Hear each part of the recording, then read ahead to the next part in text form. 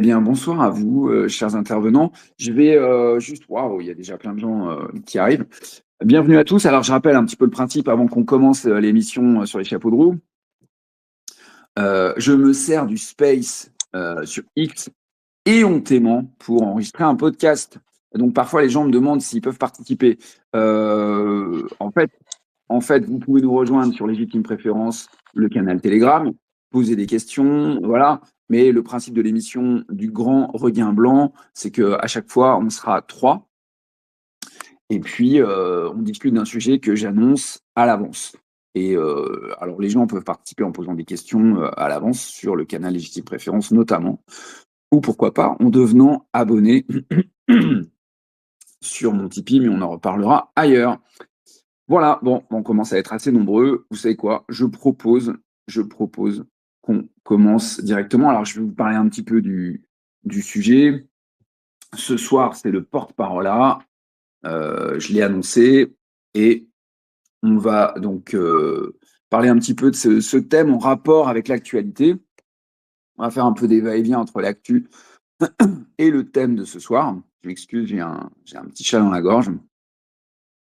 Voilà, vous allez voir, ça va être riche. C'est un sujet, à mon avis, important parce qu'il y a des enjeux qui sont accrochés derrière. Et j'espère que ça va vous intéresser, vous passionner.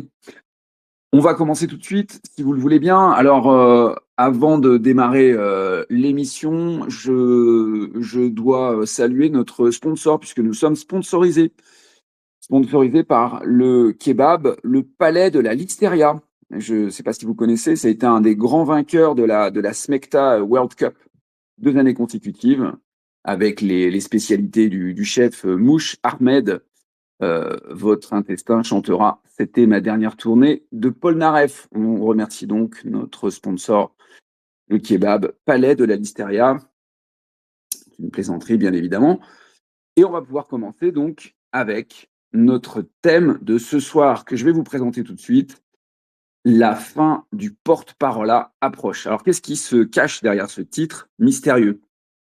Alors, le porte-parole, c'est tout simplement le fait que des blancs d'extrême gauche, depuis maintenant plusieurs décennies, portent la parole, d'où l'expression porte-parole, de minorités qui sont d'ailleurs de moins en moins minoritaires, de minorités pratiquement en passe d'être majoritaires, en les présentant comme des oppressés, et ce, afin de conquérir des postes à gauche. Donc c'est devenu une sorte de métier à gauche. On porte la parole de celui qu'on présente comme un opprimé. Bon, le problème, c'est que depuis quelque temps, ces opprimés ressemblent de plus en plus à des oppresseurs et ils ont signifié à leur porte-parole que le temps du porte-parole était révolu.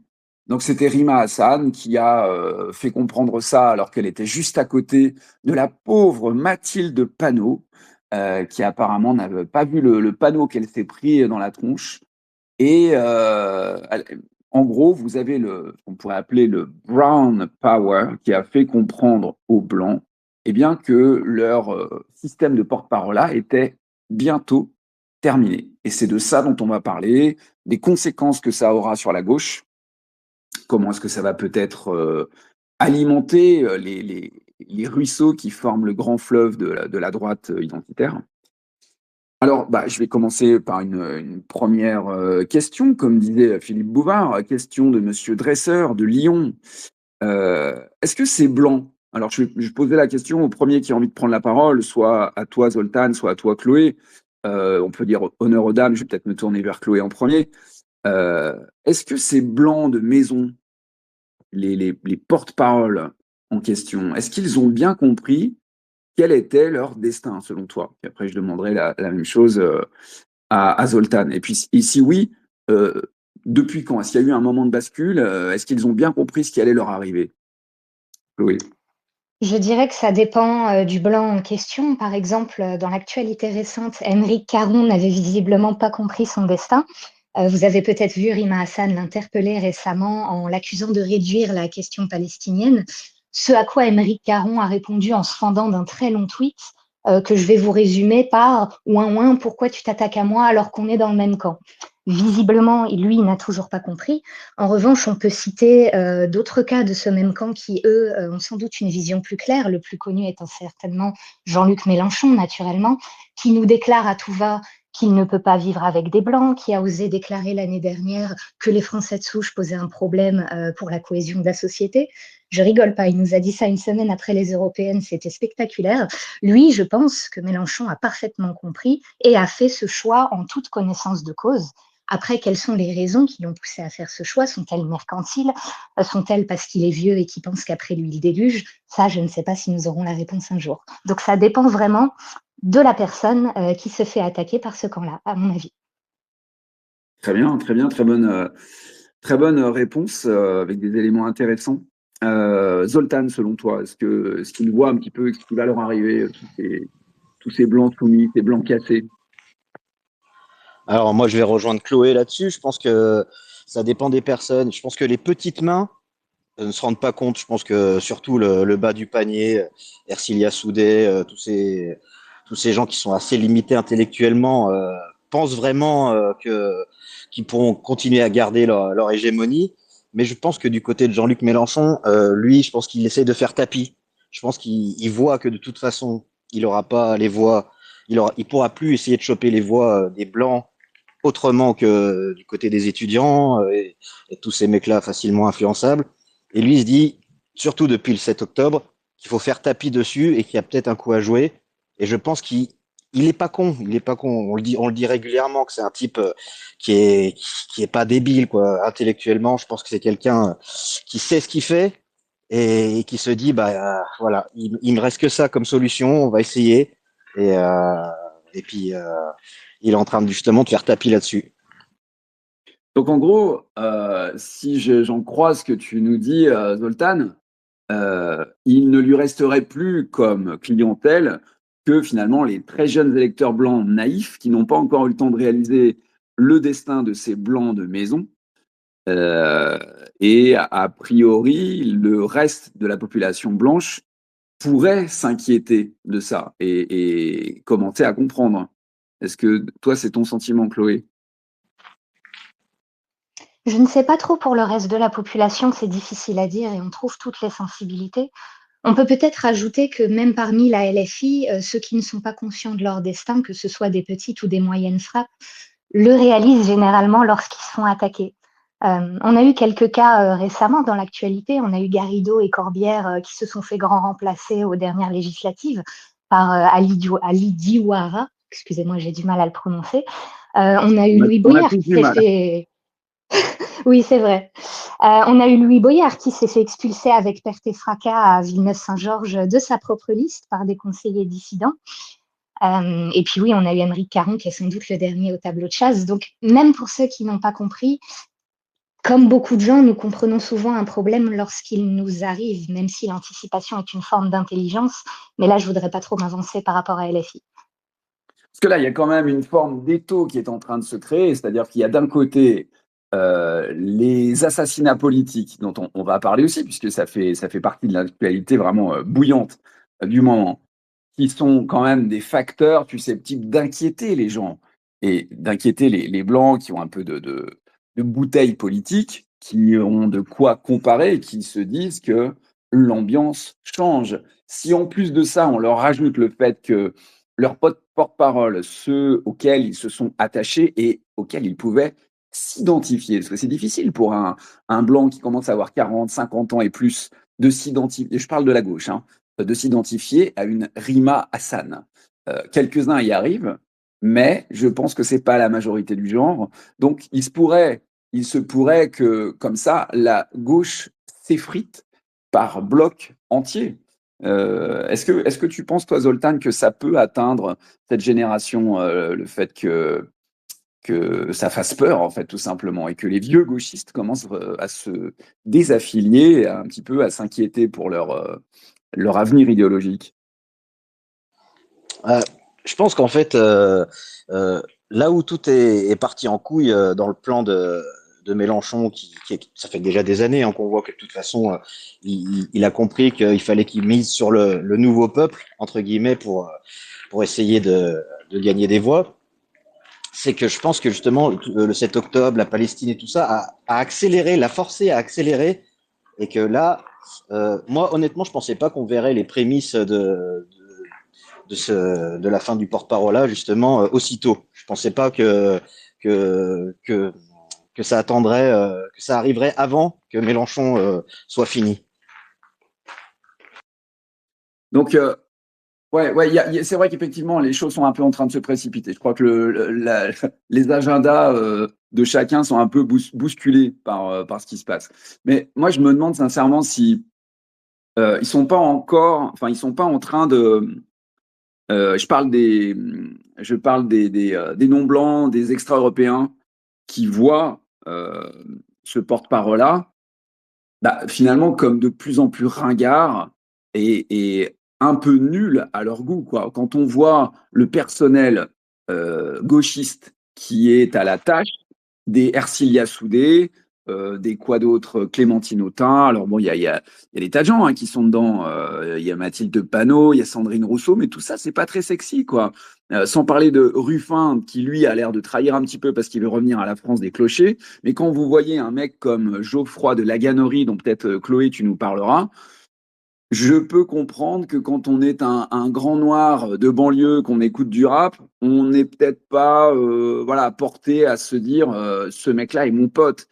Il y a, à mon avis, un mépris total qui doit monter dans l'esprit des gens qui sont censés être représentés envers ces représentants qui sont physiquement comme psychologiquement, moi je dirais carrément répugnants pour les gens qui sont représentés, non? Est-ce qu'il n'y a pas un petit peu de ça, ce côté dégoût d'avoir des porte-paroles comme ça?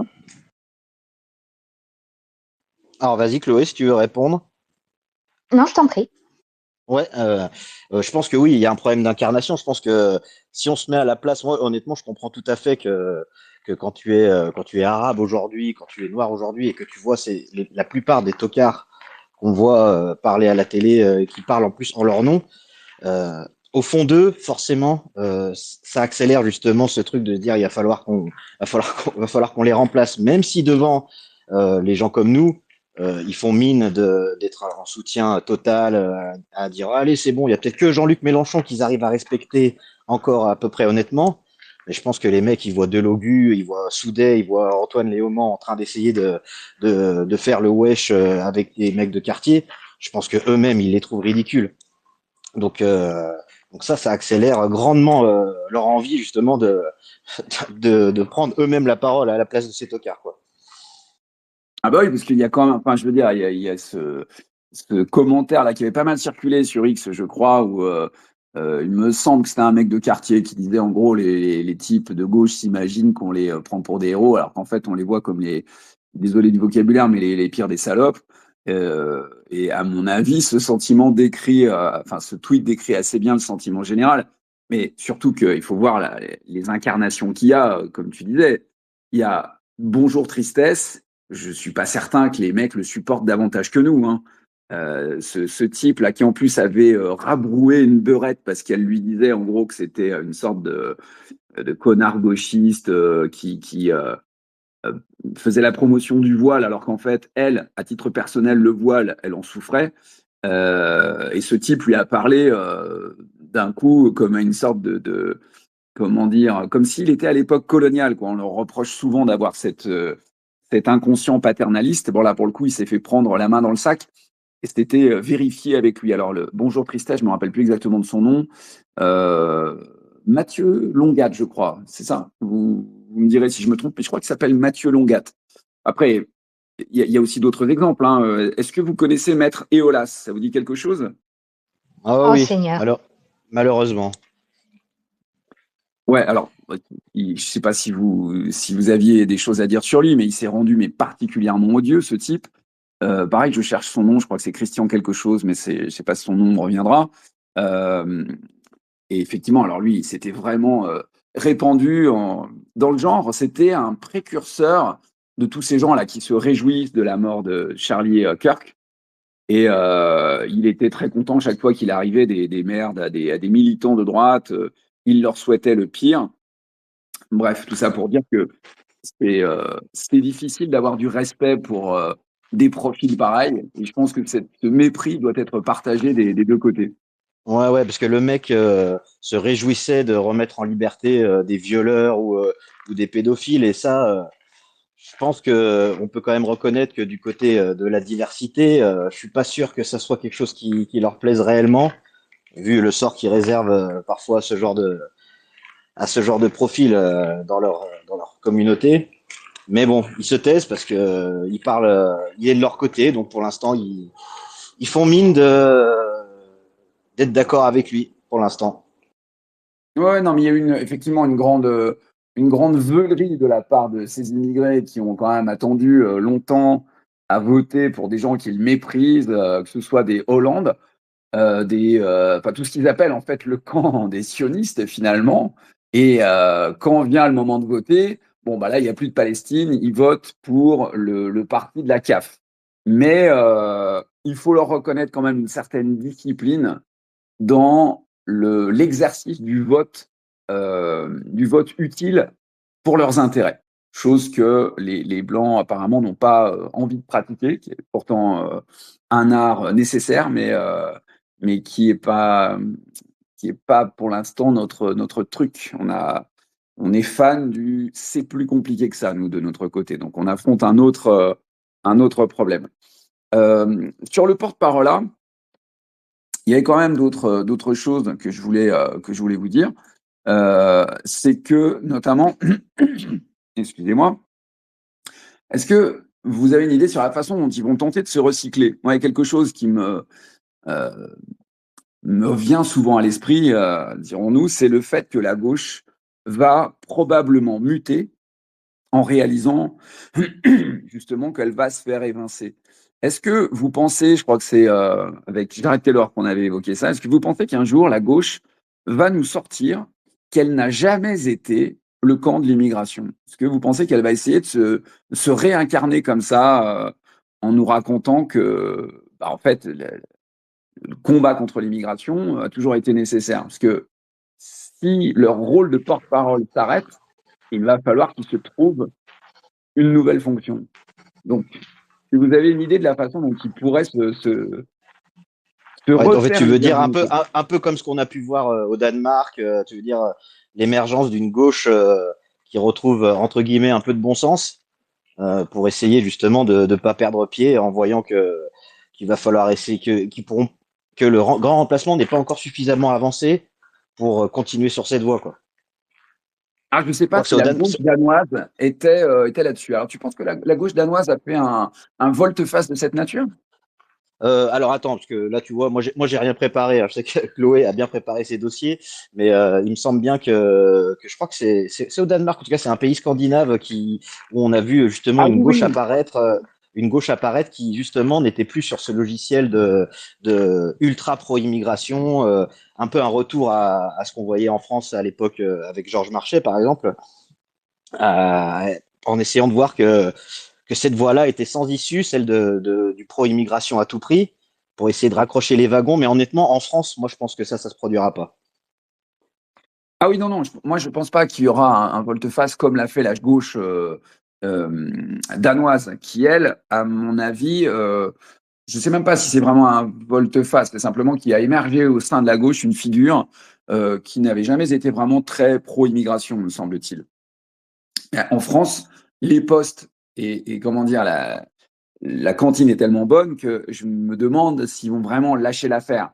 Ce sont les experts de l'embrouille politique depuis tellement longtemps et le peuple a montré sa capacité d'amnésie, sa capacité aussi bon, à être apolitique jusqu'à l'écœurement. Donc, à mon avis, les gens de gauche, si j'étais de gauche en tout cas, je préparerais déjà ma transformation en super résistant. Ils l'ont déjà fait à la fin de la Seconde Guerre mondiale. Pourquoi pas, à vrai dire? Pourquoi pas? Moi, je pense qu'ils en sont capables. Chloé. Alors, À mon avis, si un jour la gauche tente ça, ça voudra dire qu'ils sont terminés. On aura peut-être effectivement une résistance côté gauche. Tu parlais de François Ruffin tout à l'heure et de sa France des clochers. Peut-être que certains résistants de 46 se réuniront autour de lui ou essaieront de créer une gauche parallèle qui revient aux fondamentaux, mais ça voudra dire que ce sera trop tard. Et à mon avis, ça n'arrivera pas tant que leur rhétorique sera soutenue par le pouvoir.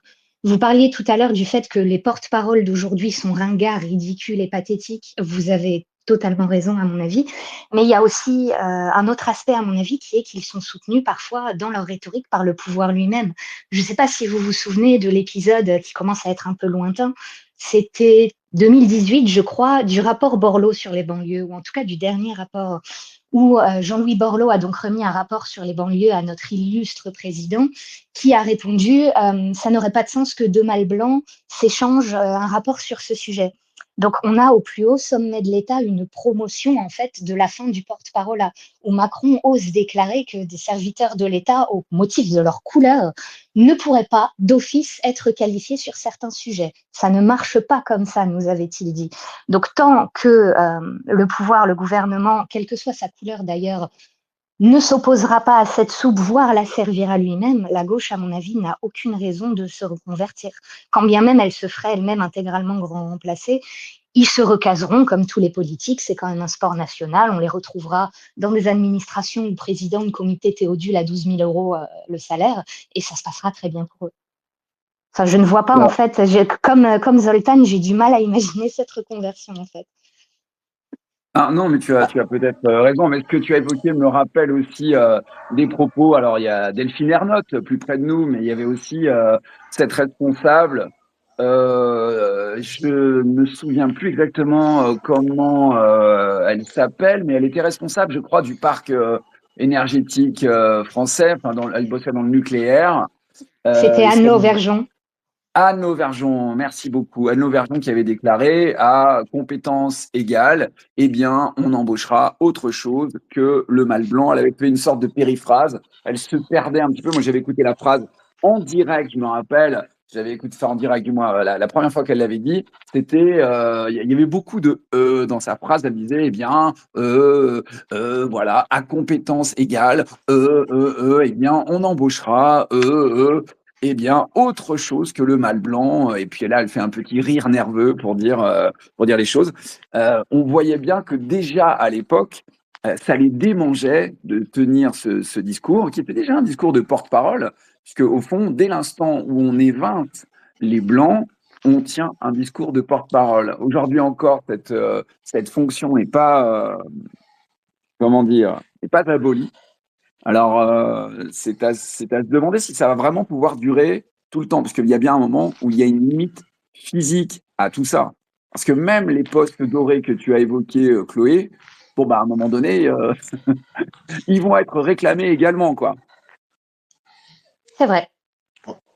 C'est vrai, mais en fait, ce qu'il y a, c'est que je pense qu'ils font un calcul qui est simple, c'est que cette posture justement antiraciste, ils savent qu'elle est encore, qu'elle permet à la fois de mettre de côté justement euh, tous les non blancs enfin en tout cas une grande majorité des non blancs présents en France, mais aussi ils savent que au sein même du peuple français, les Français sont encore majoritairement antiracistes à 100%. Bon, on le voit avec le RN, les choix qui ont été faits, ils ont pas été faits en partant de rien. Et pour l'instant, ils continuent encore sur cette voie parce qu'ils savent que c'est encore ce qui est la position la plus facile à tenir pour eux, ce qui leur permet justement de rester en place.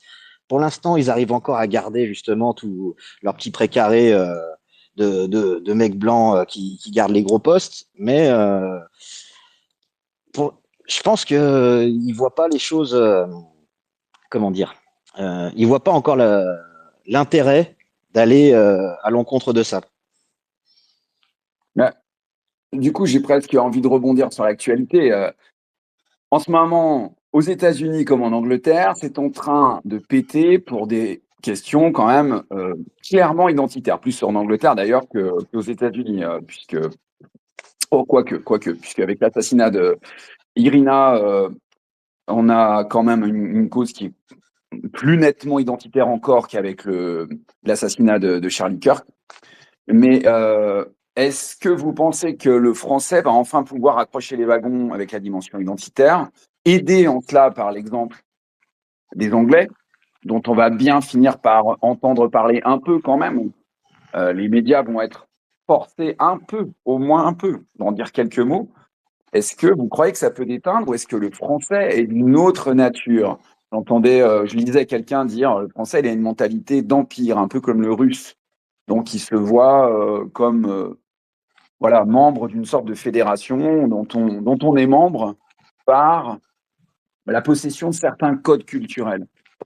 Est-ce que vous croyez que ça aussi, ça trouve ses limites et qu'à un moment donné, les gens vont dire, mais non, mais quand ce mec me pique ma place, qui me prend ma nana, qui me prend, voilà, bah là, on arrive au mur, quoi. On arrive à la limite physique. Vous croyez que le français, il a des limites, lui aussi?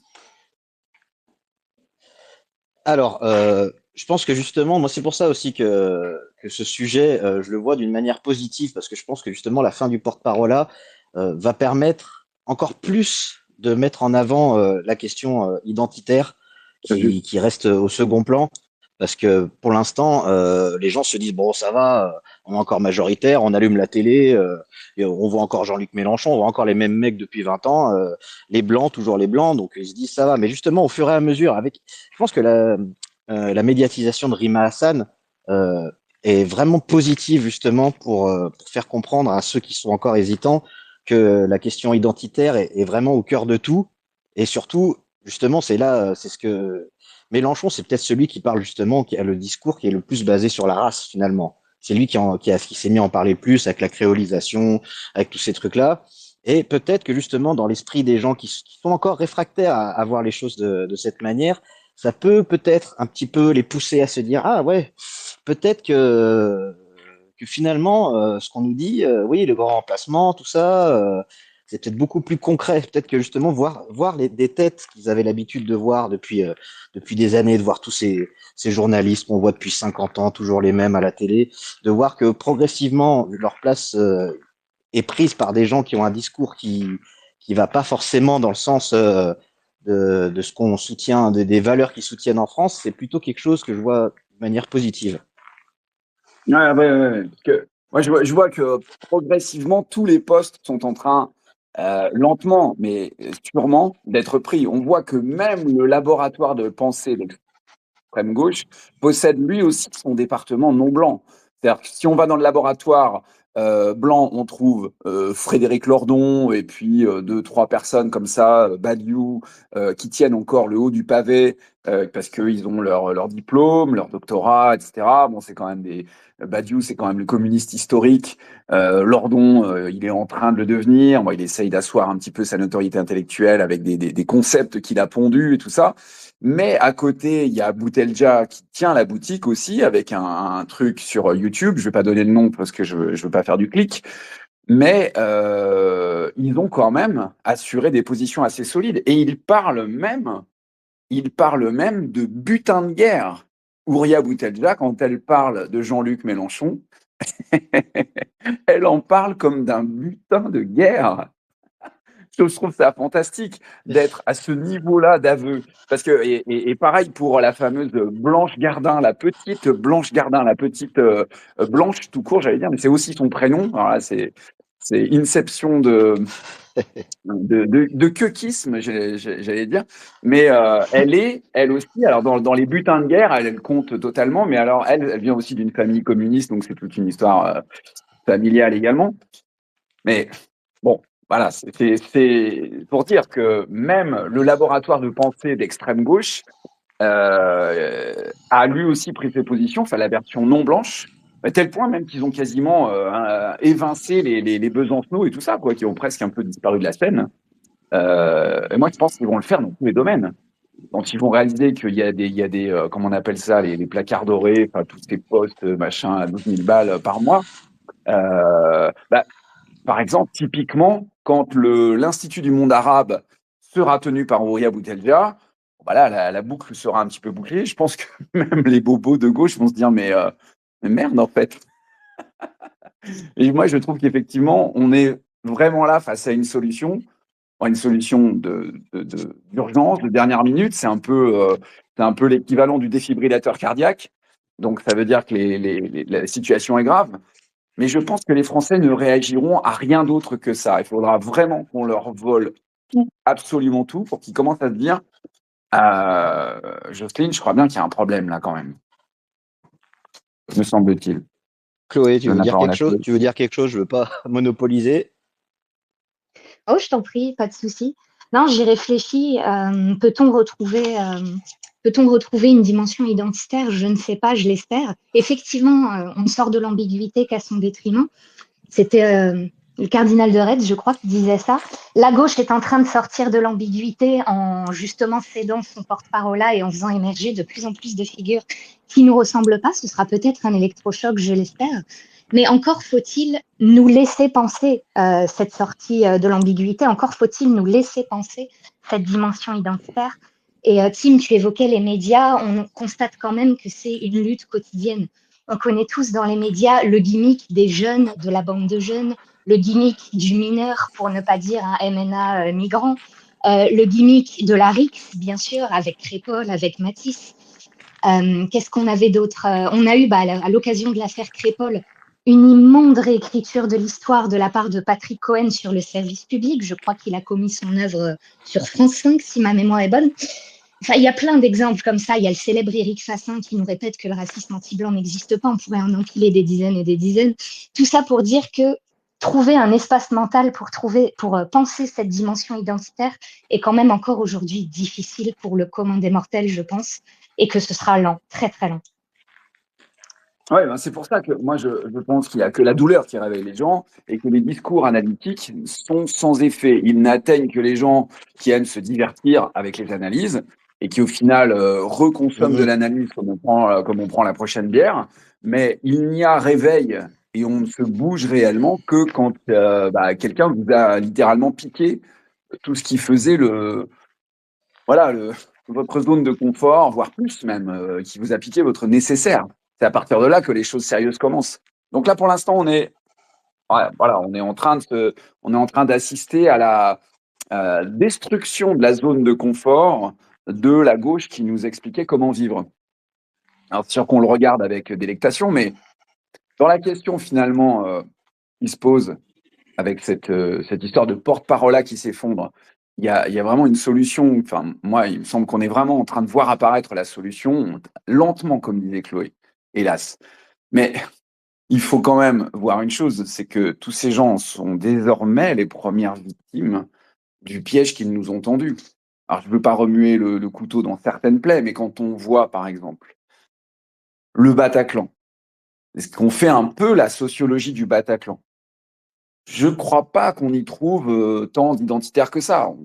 Voilà, je sais bien qu'il n'y avait pas que des Parisiens. Il y avait des provinciaux qui étaient venus voir ce concert.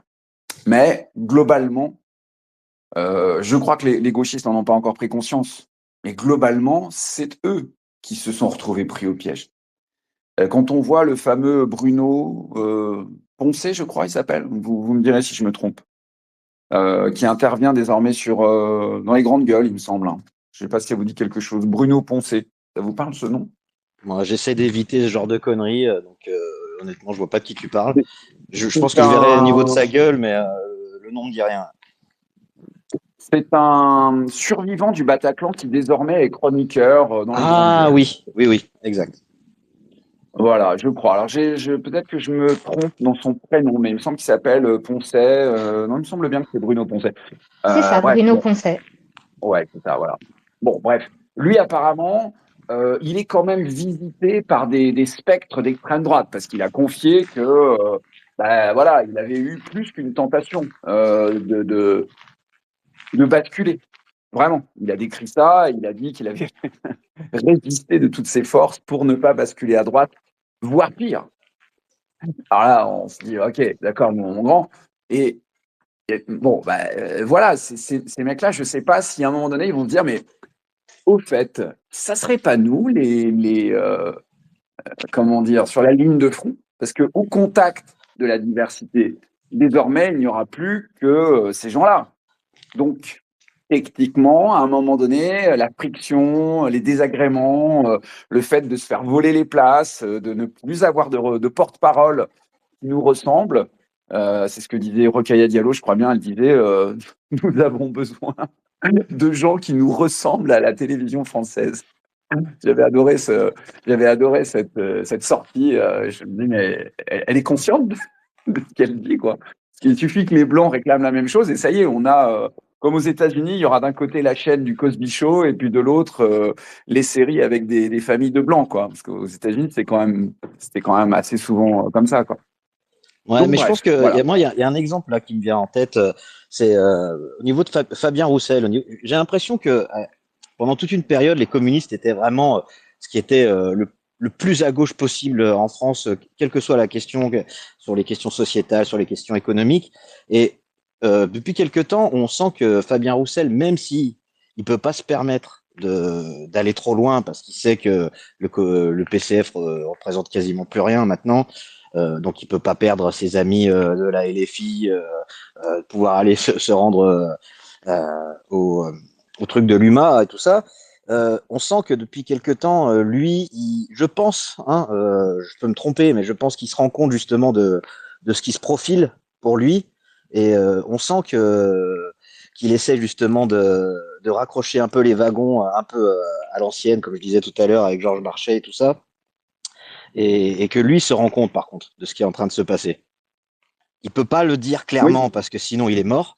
Il est mort, c'est foutu. Il peut mettre la clé sous la porte. Il sera remplacé par un mec beaucoup plus proche idéologiquement de la LFI. Mais lui se rend compte, je pense. ah ouais, ça me paraît limpide. Très, très bon exemple, Fabien Roussel, parce que, en plus, je l'ai vu en photo récemment sur un de ses tweets, me semble-t-il. Il se prend en photo avec des petites beurettes et des noirs gentils, des noirs sympas, des noirs à lunettes. Pour dire, bon, ben, vous voyez, je suis encore bien entouré, hein. Je joue encore mon rôle de porte-parole, mais effectivement, quelque chose me dit qu'il y croit plus trop à tout Après, ça, à de la toute suite. façon, combien de mecs de gauche y croient réellement?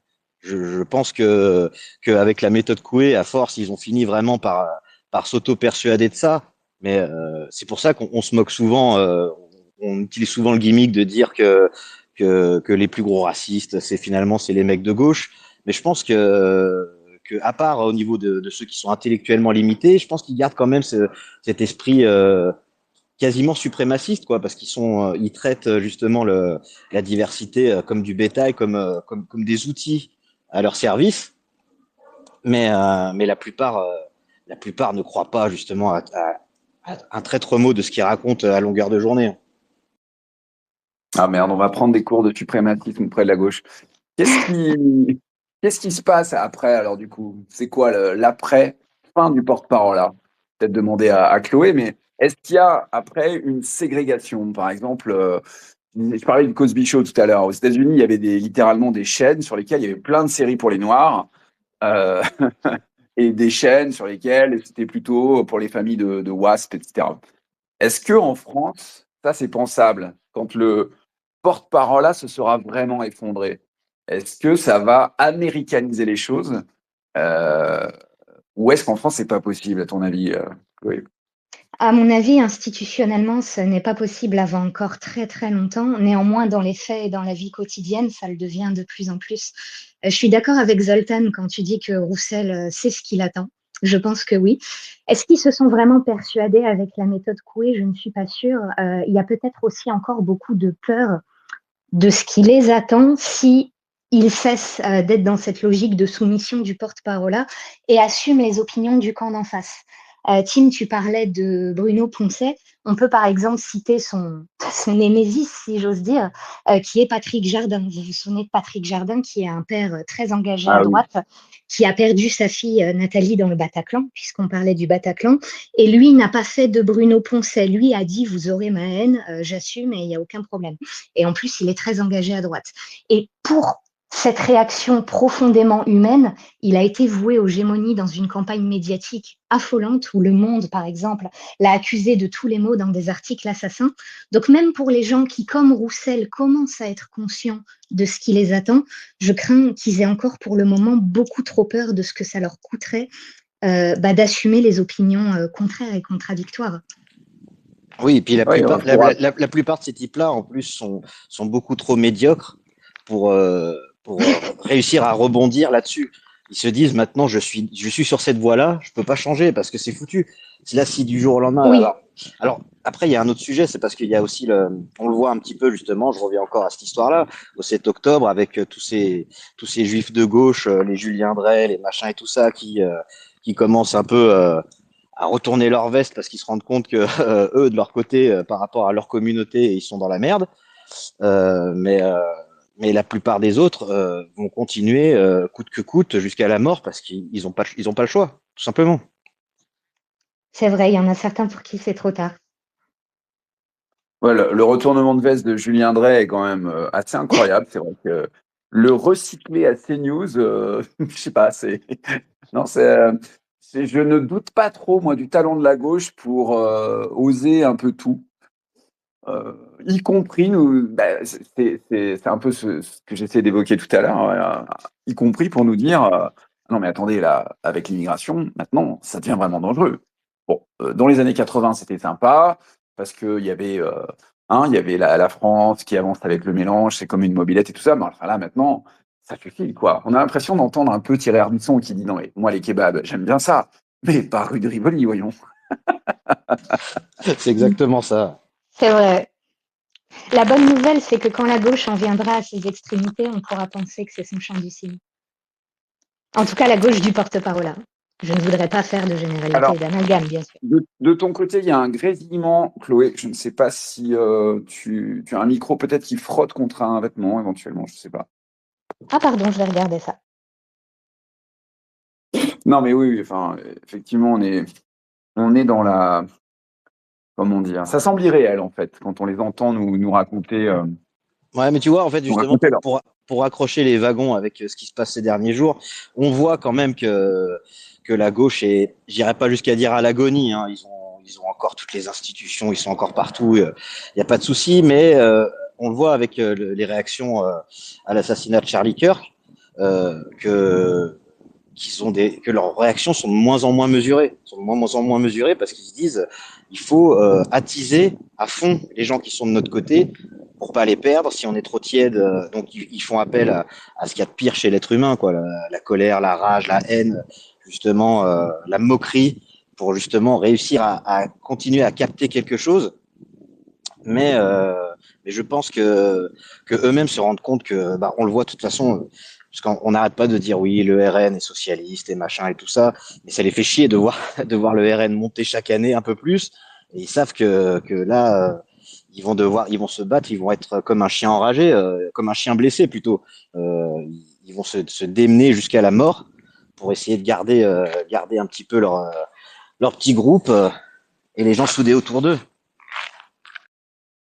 Ouais, écoute, ce que tu abordes là, bon, moi je vais, on approche gentiment de la fin de l'émission, mais ce que tu abordes là, c'est vraiment le thème parfait pour conclure.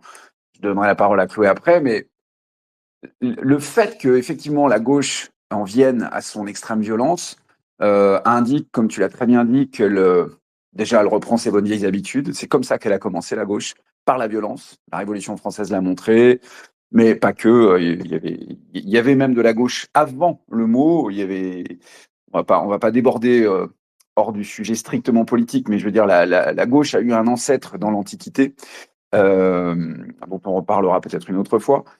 Mais en tout cas, elle a commencé sa carrière dans la violence, et maintenant qu'elle perd un petit peu pied, et que, entre autres, le porte-parole s'effondre, elle va revenir à l'extrême violence.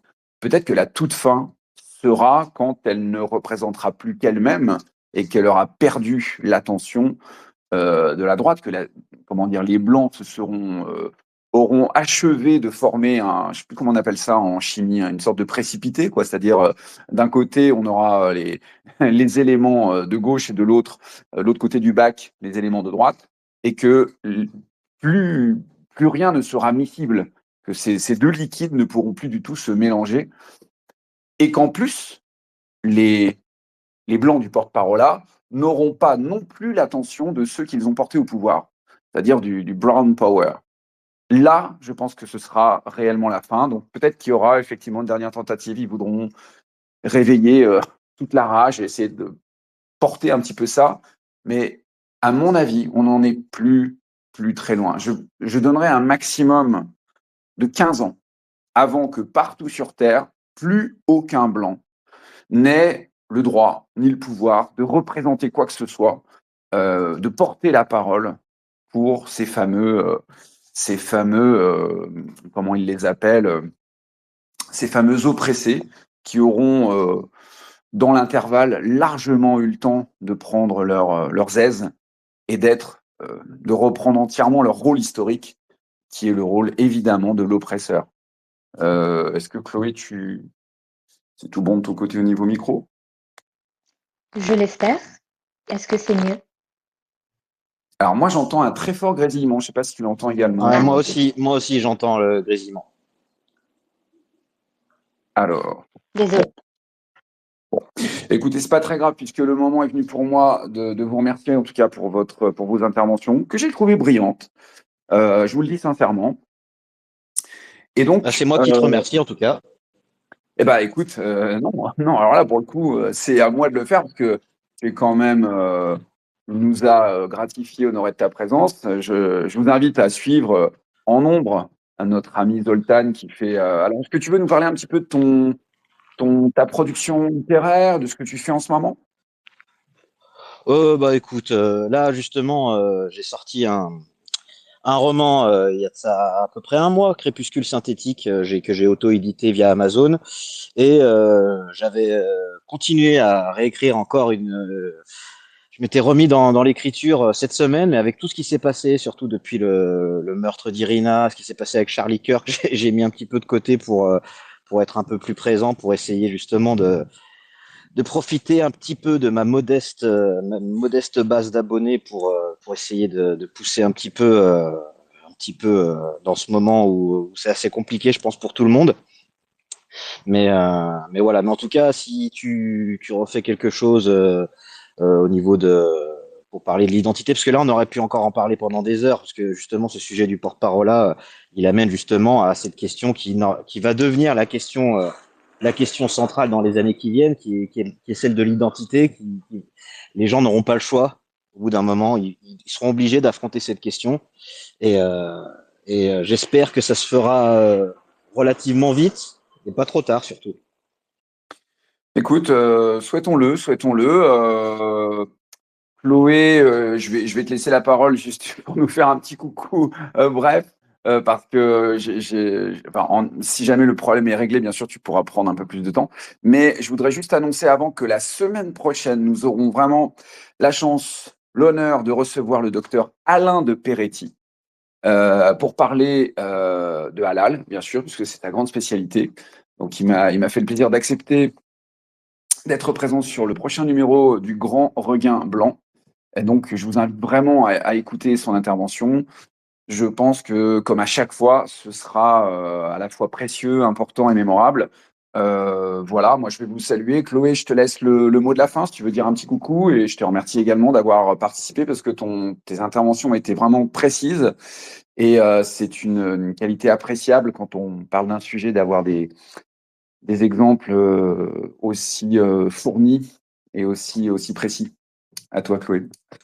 Bah, merci beaucoup et merci à vous deux, merci à tous. Et par rapport au futur sur lequel tu terminais, regardez bien ce qui se passe aux élections législatives 2026. À mon avis, mais ce n'est qu'une prédiction personnelle, on commencera à voir les premiers cas de minorités réclamant leur dû à des figures institutionnelles. Et je pense que ce sera très intéressant à observer. Ah ouais, mais c'est déjà le cas. C'est déjà le cas. On avait vu un certain IQ Sen quelque chose, je crois, qui faisait la liste de ses réclamations auprès des élus. Il a détaillé ça en expliquant que c'était une vraie méthode, une vraie stratégie de conquête. Donc c'est très bien que tu termines, que tu conclues sur ce rappel important. Chers auditeurs, je vous remercie déjà à tous de votre présence dans le chat. Vous avez été super nombreux. Ça me fait très, très, très plaisir de voir que vous êtes nombreux à nous suivre. Voilà, donc j'aurai le plaisir de vous proposer l'émission une fois montée à partir de demain. Et vous la trouverez sur le canal Tim Vorgens, T-E-A-M, Vorgens, sur Telegram. Je vous mettrai le lien sur X très bientôt. Je vous remercie encore de votre participation. Merci Chloé, merci Zoltan. Merci beaucoup. Merci à vous, chers auditeurs. Je vous souhaite une très très bonne semaine. Dimanche prochain, le Grand Regain Blanc avec Alain de Peretti. Salut tout le monde.